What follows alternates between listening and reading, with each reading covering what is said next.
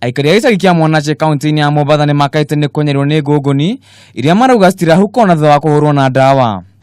Na ni kama hivi Aikari mena kihako na ati ona ciana ciao cihota gucoka na thutha mathomo-ini tondu itirona toro wa kuigana ni undu wa guthumbũrwo ni ngunguni. Watoto wateseka na dawa hatuna, tukiweka dawa siku ya kwanza pili ngunguni waregea tena. Aliriziki ona nimakaire wa ituura ni arauga ngunguni ici ni cikoretwo cimagite kwa ihinda inene na igereria uria kuhana cio ni ringite higa kuona na kuongerera cirongerereka. Hatuna msaada na mbunge, hatuna msaada na MCA wetu, hawatusaidia, hawatutembelei, wala hawatujali.